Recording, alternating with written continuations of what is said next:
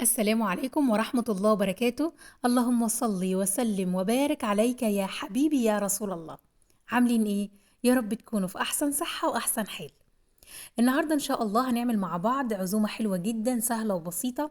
هنعمل فراخ مشوية في الفرن، كمان هنعمل مكرونة بشاميل قليلة الدسم حلوة قوي قوي وهتعجبكم جدا.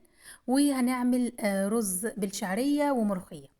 يلا بينا نبدأ الفيديو بتاعنا النهاردة، بس ما تنسوش لايك للفيديو وشير عشان الكل يستفيد، واللي ما اشتركش في قناتي شرفني جدا الاشتراك في القناة وفعلوا الجرس عشان يوصل لكم كل جديد انا بعمله.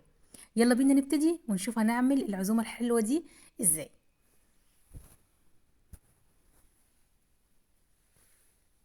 اول حاجة هنبدأها وهي الفراخ. طبعا الفرن بتاعتنا سخنة. هنبتدي نجيب الفراخ بتاعتنا، وزي ما قلت لكم كتير جدا جدا لازم الفراخ نشيلها في الفريزر متبلة جاهزة. ده هيوفر علينا وقت كبير قوي قوي قوي. هنجيب صاج زي ما انتم شايفين ونحط عليه شبكة. هنحط في الصاج من تحت مية مغلية، وبعد كده هنبتدي نرص الفراخ مع بعض. الوصفة دي سهلة جدا وبسيطة لو انت بتعملي دايت، او ان احنا حابين نقلل الدسم، او لو في حد تعبان في البيت ما ينفعش ياكل حاجة فيها دسم. حلوة قوي قوي الوصفة دي ليها. طب الفراخ بتاعتنا دي قبل ما نشيلها في الفريزر كانت متبلة ازاي؟ متبلة بلبن رايب، ملح، فلفل اسمر، كركم وكاري. ممكن نحط بابريكا، ممكن نحط كزبرة. البهارات الفراخ اللي عندك موجودة في البيت. بعد كده هنقلبهم كويس جدا بلبن الرايب، وهنحط الفراخ بتاعتنا بعد ما تكون اتغسلت كويس جدا مرة واتنين وتلاتة. بجد التتبيلة دي حلوة قوي قوي قوي قوي، وعملت منها كذا وصفة على القناة هتعجبكم جدا. طعمها حلو وقليلة الدسم، حلوة جدا جدا. رصينا الفراخ فوق الشبكة، كل طبعا الفراخ وهي بتستوي في الفرن كل الدهون اللي فيها تنزل في المية. فبجد وصفة حلوة قوي وصحية وطعمها حلو.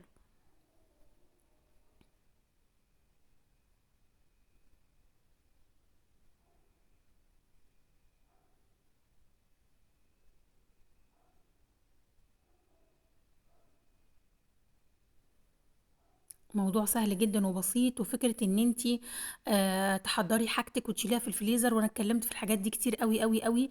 بجد بيفرق كتير جدا، وقت ومجهود، وما بتبقيش مخنوقة وانتي واقفة في المطبخ وتبدأي الحاجة من الالف للياء. الفراخ تيجي من بره تتغسل كويس جدا وتحط في محلول النقع، بعد كده تتصفى، وبعد كده نتبلها بتتبيلات مختلفة. مثلا ده هنتبلها باللبن الرايب وبهارات الفراخ، التاني هنتبلها بحاجة تانية. بيفرق كتير جدا نطلعها على التسوية حلوة قوي قوي. زي ما انتم شايفين خلاص رصينا الفراخ بتاعتنا، دخلناها على فرن سخنة، وهنسيبها تستوي براحتها جدا وهوريها لكم في الاخر. طيب دلوقتي هنبتدي نعمل ايه؟ هنعمل البشاميل بتاعنا. زي ما انتم شايفين عندي حلة فيها لبن وشوربة. نص الكمية لبن ونصها شوربة، ملح وفلفل. معايا قطعة من القشطة، ومعايا 4 معالق كبار من الدقيق.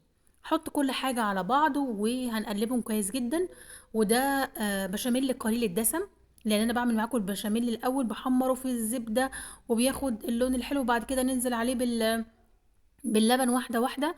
لا انا النهاردة عايزة اعمل بشاميل قليل الدسم. هقلب كل حاجة على البارد كويس جدا، وبعد كده ارفعهم على النار. زي ما انتم شايفين انا بقلبهم على البارد.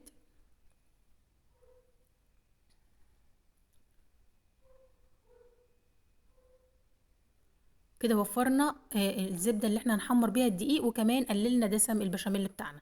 برضو دي وصفة حلوة قوي ممكن تعملوها. رفعناها على البوتاجاز، وبرضو هخلي التقليب مستمر على طول لحد البشاميل بتاعنا ما يتخن.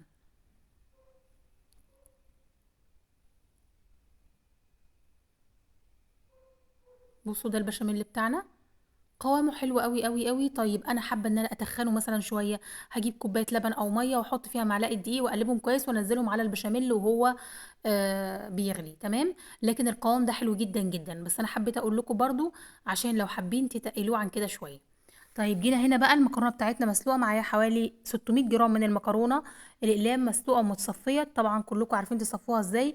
معايا موتزاريلا، ومعايا عصاج برضو بشيله جاهز، لحمه مفرومه متعصج بالبصل والجزر.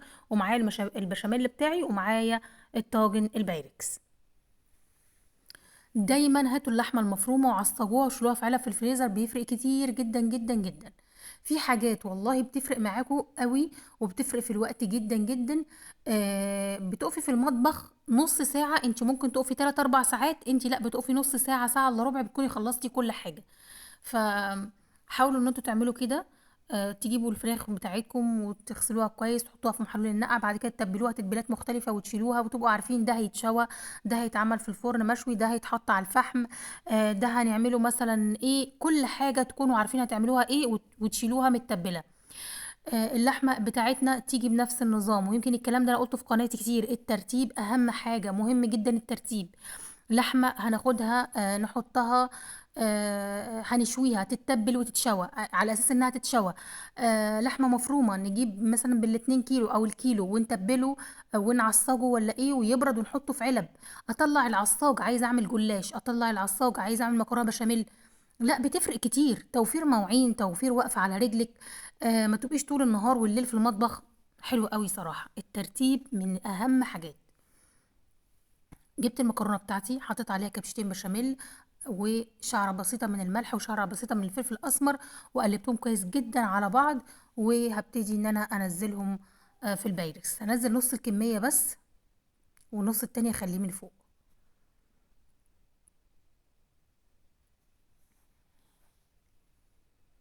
هفردهم كده زي ما انتوا شايفين. بعد كده اجيب اللحمة المفرومة بتاعتي.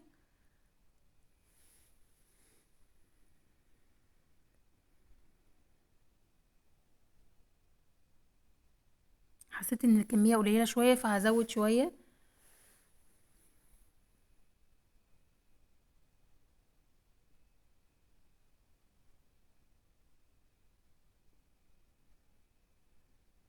العصاج بتاعي ده عصاج لحمة بالجزر، عشان كده لونه مصفر شوية.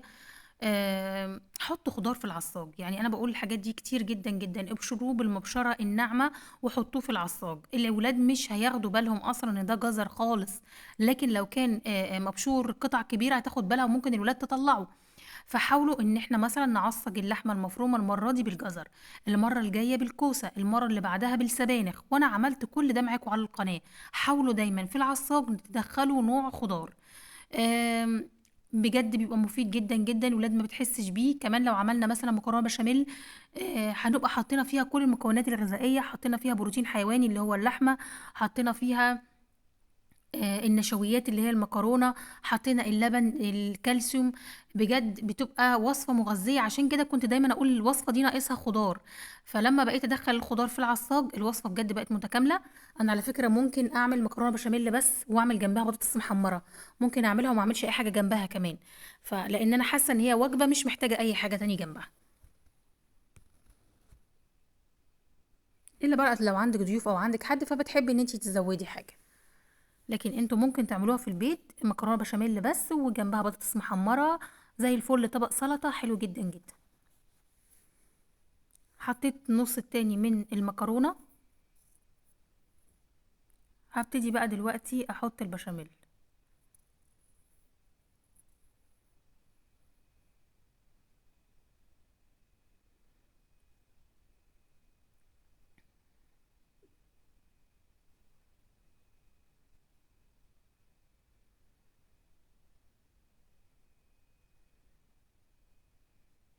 زي ما انتوا شايفين كده، البشاميل بتاعنا مش تقيل قوي، ولو حبيتوا ان انتوا تقلوه حطوا معلقه دقيق في المي، في كوبايه ميه او كوبايه لبن، معلقه دقيق او معلقتين، وابتدوا نزلوه على البشاميل وهو بيغلي على النار. هيتخن اكتر من كده، بس انا صراحه كان حلو وطعم المكرونه طلع تحفه. وحسيت ان البشاميل خفيف شويه، لكن لا بجد طلع ممتاز جدا جدا، لان طبعا المكرونه بتغلي معاه فكله شرب بعضه، كان بجد حلو جدا جدا. بس انا حبيت اقول لكم الموضوع ده عشان لو حابين، يعني في ناس بتحب تاكل المكرونه كده دايبه في بعضها وفكه من بعضها، في ناس بتحب الخرطه بخرطتها، فممكن انكم تزودوا الدقيق شويه. وطبعا دي اذواق وكل واحد حسب الذوق بتاعه.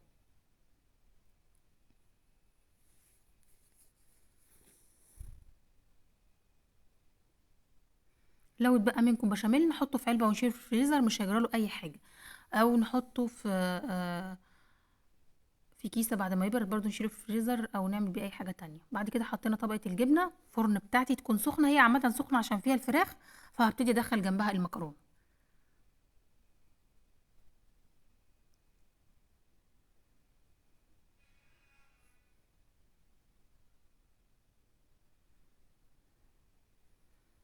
المكرونه بتاعتنا بقت جاهزه.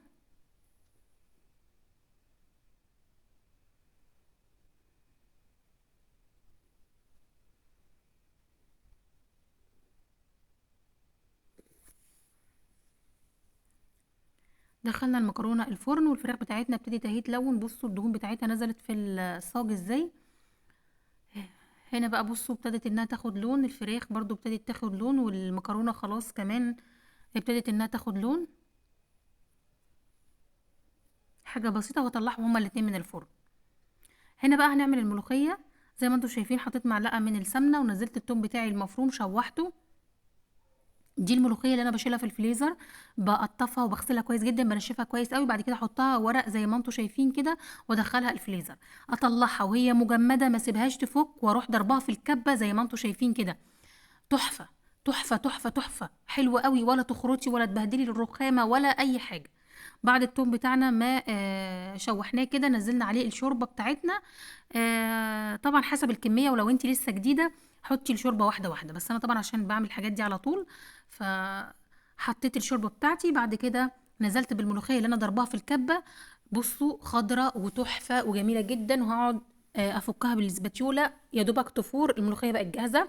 وزي ما انتم شايفين كل حاجه اتقدمت، المكرونه تحفه، الفراخ روعه، الملوخيه حلوه قوي، الرز بالشعريه ما صورتوش معاكم عشان صورته معاكم قبل كده، وطبعا ده حاجه سهله وكلنا عارفينها. يا رب الفيديو يكون عجبكم وتكونوا انبسطتوا منه، اهم حاجه انكم تكونوا استفدتوا منه. لو عجبكم الفيديو ما تنسوش لايك للفيديو، شير لكل اصحابكم، واللي ما اشتركش في قناتي شرفني جدا الاشتراك في القناه، وفعلوا الجرس عشان يوصل لكم كل جديد انا بعمله. بحبكم في الله، السلام عليكم ورحمه الله وبركاته.